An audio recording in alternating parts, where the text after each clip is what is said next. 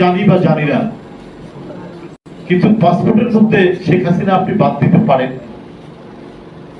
মানে শেখ হাসিনার প্রবণতা হচ্ছে জিয়াউর রহমান যা করে গেছে সেটিকে রাখা যাবে। যেমন সংবিধানের মধ্যে আল্লাহর নাম এবং আস্থা এবং বিশ্বাসের কথা বলেছেন, ওটাও বাদ দিয়েছে।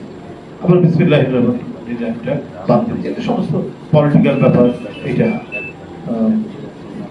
উনি এটি করেছেন, কিন্তু বাংলাদেশকে আলটিমেটলি তিনি বাদ দিতে পারেন। এটা শেখ হাসিনা এ ব্যাপারে আর যেতে পারেন, এখানে আর তিনি হাত দিয়ে ওটা মুছে ফেলতে পারেন। অমুক খারাপ আমরা ভালো, আপনি ভালো, সেটা খোঁজ করতে গিয়ে দেখা যাচ্ছে যে না, বালু মহলের সাথে বিএনপির লোক জড়িত যদি থাকে, জামাতের লোকও জড়িত আছে, সেটাও গণমাধ্যমে আসছে। গণমাধ্যমে যে আসছে না তারা, সেটাও আসছে, কিন্তু সেটা বেশি ফলাও করে প্রচার হচ্ছে। কখনো দেখাচ্ছেন না যে হ্যাঁ, একটা পরিবারের মধ্যে ইয়ে থাকতে পারে, দুষ্ট ছেলে থাকতে পারে, তার সেই দুষ্ট ছেলেকে শাসন করছে কিনা বাবা মা,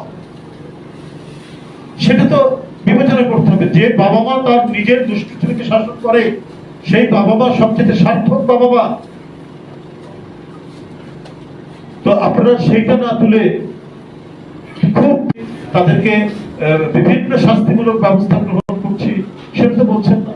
আর রাজনৈতিক দলগুলোকে ব্ল্যাক, যদি আমরা একটা পরিবার মনে করি, তো দুই একটা ব্ল্যাক শিপ থাকতে পারে। বলি আমি, ছাত্র রাজনীতিতে যে নির্বাচন হচ্ছে কি হচ্ছে না হচ্ছে আপনারা সব দেখছেন, কিন্তু একজন ইউনিভার্সিটি যিনি ভর্তি হয়েছেন, তাকে কি ম্যাজিস্ট্রেসি পাওয়ার দেওয়া হয়েছে? তিনি ইউনিভার্সিটির মধ্যে কোনটি অবৈধ দোকান না দোকান, অবৈধ দোকান থাকতে পারে, কিন্তু সেটা ফাইন করার অধিকার কি ইয়ের আছে, ভিপির আছে, ডাকসুর ভিপির আছে? তিনি সেটা ফাইন করে ৩,০০০ টাকা ফাইন করে সেটা আবার নিচ্ছেন পার্টি, এবং সেই জ্ঞান চর্চার দায়িত্ব পালন করবে ডাকসু। আপনি গিয়ে ফাইন করে দিচ্ছেন, আর সেই ফাইনের টাকা যাচ্ছে জামাতের বাইতুল মালে। এটা এটা কোন ধরনের বিষয়? এটা বরাবরই আমরা দেখেছি যে এদের একটা কর্মকাণ্ড হচ্ছে স্টেট উইদিন দি স্টেট, রাষ্ট্রের মধ্যে রাষ্ট্র করা। আমরা সেই পরিবেশ আমরা দেখেছি। আবার বলে ইউনিভার্সিটির হলগুলোতে কি বলে যে খাট দিচ্ছে, লোহার খাট। ভাই এটা কি ইয়ের দায়িত্ব নাকি কোন রাজনৈতিক সংগঠন বা ডাকসুর দায়িত্ব? আপনি ছাত্রদের দাবি দেওয়া নিয়ে ভাইস চ্যান্সেলরের সাথে বার্গেনিং করবেন, আন্দোলন করবেন। এই জিনিসটাই হচ্ছে যে স্টেটের যে একটা আইনগত ভিত্তি আছে, রাষ্ট্র যেভাবে গড়ে ওঠে, এটা তো রাষ্ট্রের বিরুদ্ধে একটা কাজ। যে আপনারা এটাকে এতিমখানা নাকি, যে আপনি সেখানে লোহার খাট দেবেন, আপনি সেখানে কি বলে যে খাওয়ার জন্য ডাইনিং টেবিল দেবেন।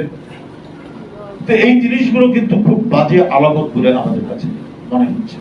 এবং এই যে পরিবর্তিত পরিস্থিতিতে আজকে পার্শ্ববর্তী দেশ থেকে যে ধরনের হুমকি হুঙ্কার ক্রমাগত ভাবে আসছে, বর্তমান যে রাজনৈতিক পরিস্থিতি যেভাবে যাচ্ছে, যেভাবে এগোচ্ছে, এবং যে সমস্ত শক্তির উত্থান ঘটছে, এটাও এক ধরনের আমাদের সার্বভৌমত্ব এবং স্বাধীনতার মানে অটুট রাখা জন্য একটা বড় ধরনের, আমি মনে করি যে একটা ষড়যন্ত্র চক্রান্ত পাকিয়ে তোলার সুযোগ সৃষ্টি হবে, সুযোগ সাধন।